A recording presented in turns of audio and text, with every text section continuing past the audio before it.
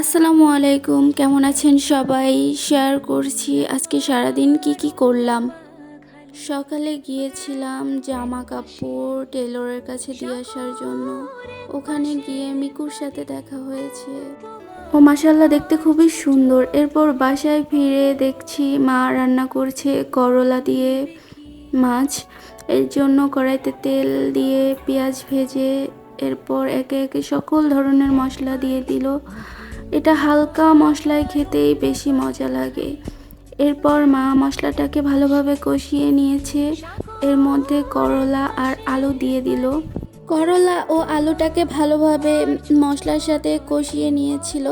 গরমে এরকম হালকা মশলায় করলার ঝোল খেতে খুবই মজা লাগে।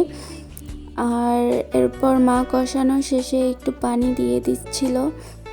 এরপর মাছগুলোকে ভেজে নিচ্ছিল। এটা কি মাছ আমি ভালো বলতে পারি না, কমেন্টে জানাবেন। এই তো এরপর ঝোল ফুটে এলে মাছগুলোকে দিয়ে ঝোলটা একটু শুকিয়ে নিবে। এই তো মাছটার ফাইনাল লুক দেখতে খুবই সুন্দর। এরপর ইফতারির শেষে খেয়েছিলাম, মসজিদ থেকে খিচুড়ি দিয়ে গিয়েছিল।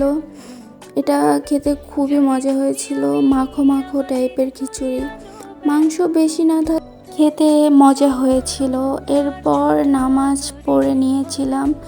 নামাজ ক্ষুধা লাগছিল তাই এই মাখাটা খেয়েছিলাম। কার কার করলার ঝোল পছন্দ অবশ্যই কমেন্টে জানাবেন। আর রাতে একটু বৃষ্টি হচ্ছিল।